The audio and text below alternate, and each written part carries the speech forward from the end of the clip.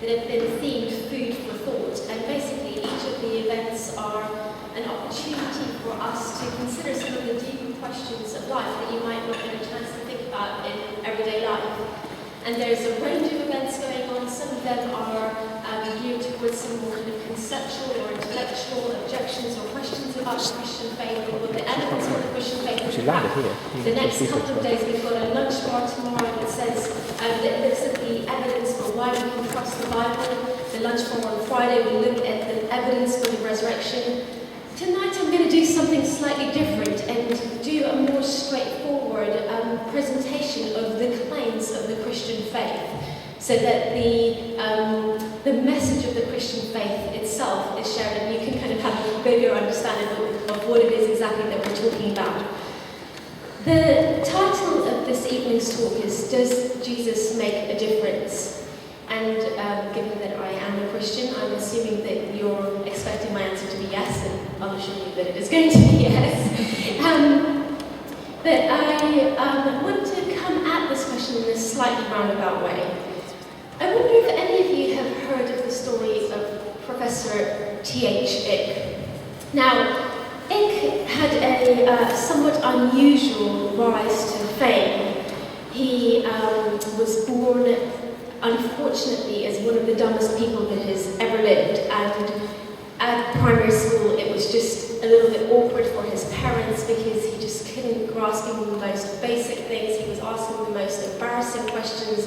The teachers would look at each other and just despair at the comments that he was making, his total inability to grasp even the most basic of concepts. As he went through primary schools, the teachers talked together and thought, what are we going to do with T.H. Ick? And the problem was that they really felt that he was such a lovely person, they didn't want to exclude him, so they just pushed him through to secondary school. He got to secondary school, the problem became more pronounced. He failed all of his exams, 0%, 0%, 1% on a good day. His questions were just ridiculous. Often everyone else would laugh at him because they were just such ridiculous questions. But by some miracle, even though he failed all of his GCSEs and all of his A-levels, Bath University let him in. It must have been a weak year for them. And he arrived at Bath University, went to his first couple of weeks of lectures, and the problem, as you can imagine, became even more pronounced. And the lectures were absolutely falling about laughing, and the staff room afterwards saying, "You'll never believe what T.H. Ick said to me today," and relayed stories of his questions, which were just unbelievably dumb, and all of the students were laughing about it. And then a couple of weeks in, the lecturers were saying, "Man, you really made a mistake because this is going to look badly on our records. He's just going to be a complete failure in this course, and in fact in life in general, but he's such a nice guy. I wonder if we can think of some creative solution to the problem." And they did. They thought it would be really fun to do some kind of social experiment whereby they would all pretend that Ick was actually a genius. And they sent a memo all around the world, and every academic institution in the entire world got this memo saying, from now on, T.H. Ick is to be considered the most intelligent person on the planet, and we're all going to do this social experiment just to see how his life can be changed by this wonderful belief. So from then on, every time he asked a question, his teachers would say, "Wow, that question is just so profound. I think I'm going to need a few days just to think about the depth of it, and I'll come back to you." And when he used to sit exams, he'd get 100% after 100%, even though in reality it was 1%, 2%.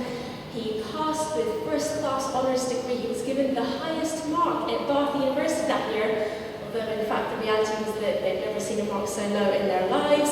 He was given scholarships, a master's, he had a PhD. He was invited to speak at conferences all over the world, highly, highly respected. And he lived a full and happy life. In his opinion, one of the most intelligent people on the planet. He was given honorary doctorates and fellowships and platforms literally across the globe. He died an old, happy, content man, a prestigious man, respected by everyone he'd ever met, probably one of the happiest and most content men on the planet.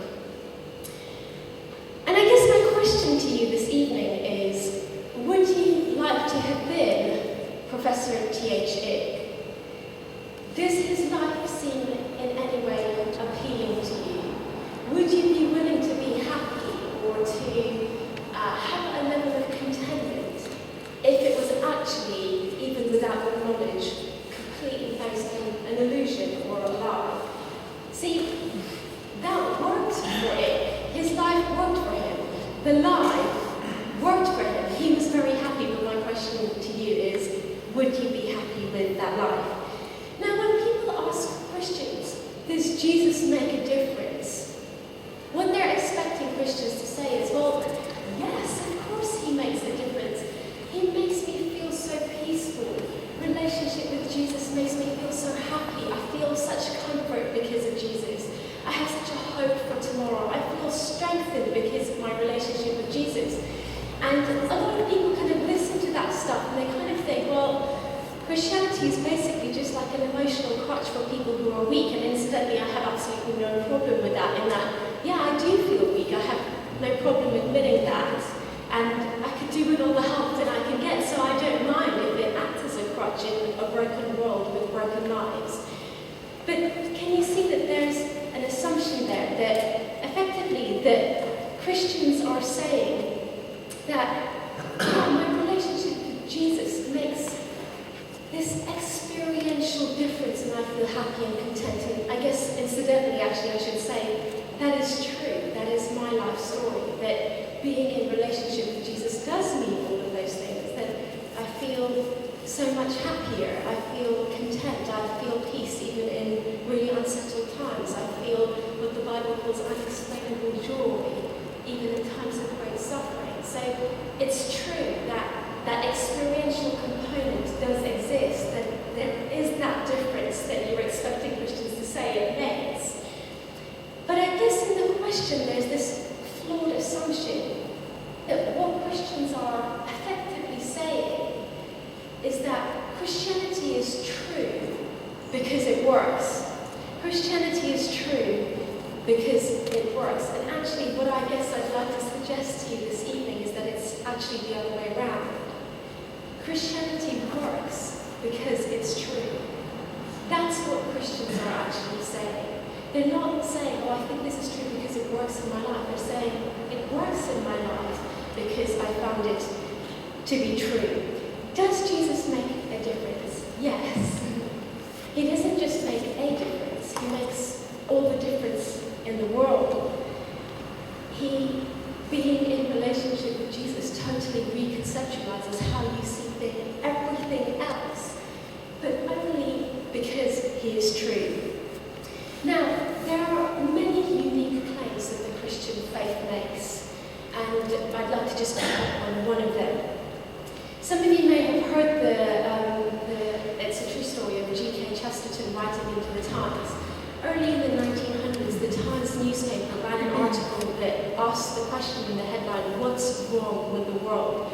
And they had a number of responses, and G.K. Chesterton wrote the shortest response to the editor as a letter, and it was printed. And it simply said, "Dear sirs, in response to your article, 'What's wrong with the world?'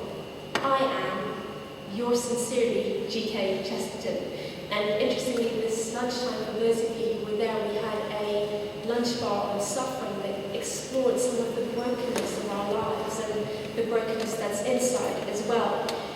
I was really struck because we as a team were here in November last year, that we were doing surveys on campus. And I was just, really interested to find that in one of those surveys, the majority of Bath University students who answered our questions on that survey said that they struggled with questions of guilt, that they carried guilt and regret with them in their lives. And I guess the question is, where do we go from there? I think if we're all honest with ourselves, we know that when we talk about suffering or when we talk about brokenness, we're not just talking about something somewhere far away out there. It's not just a problem, the problem of evil, if you like, isn't just out there somewhere. I think if we're honest with ourselves, most of us say that there's an evil in our own hearts to whatever degree, and that we struggle with this concept of guilt, we struggle with regrets of things that we've done, not just things that have been done to us.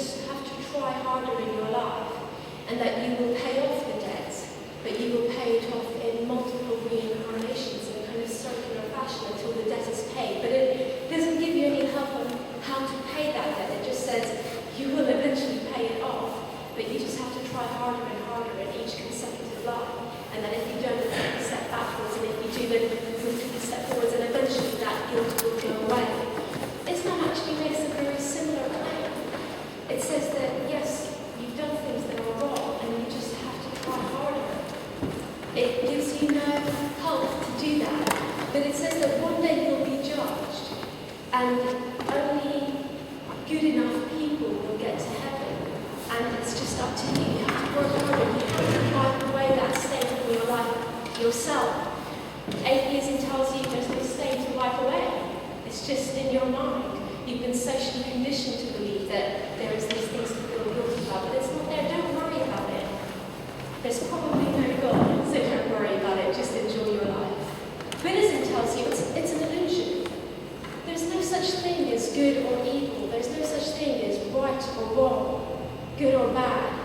If you're feeling any guilt, if you've done something that you think is wrong and it's put this stain on your life, forget about it. It's just an illusion. Actually, everything is one kind of cosmic, one abstract being.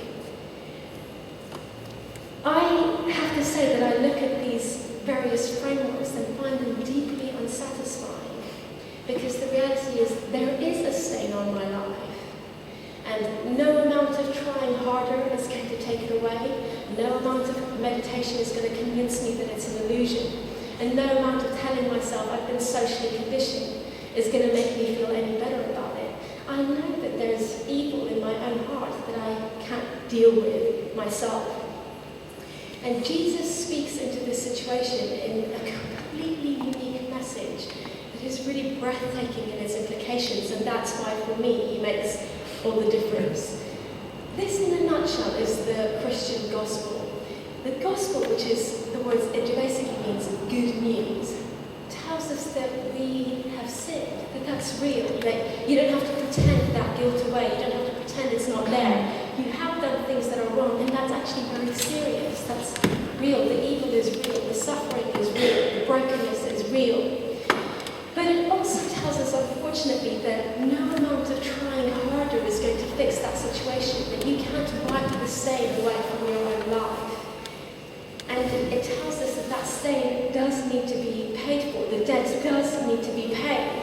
So we end up in this kind of impossible situation. Okay, well, the suffering, the brokenness, the evil is real. No amount of trying harder is going to fix it, and we will need to pay the debt. So what does that mean?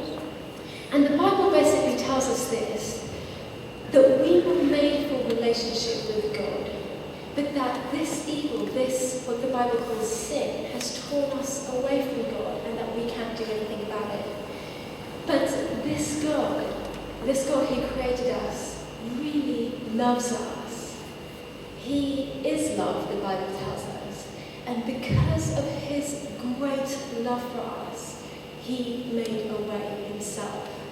Now, the thing is, the debt does need to be paid. Justice can't be forfeited. But the Bible tells us God pays the debt himself.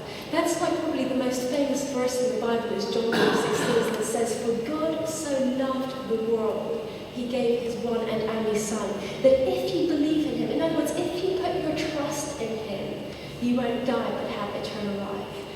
The message of the Christian faith is that you can't wipe the stain away. No amount of trying harder will work.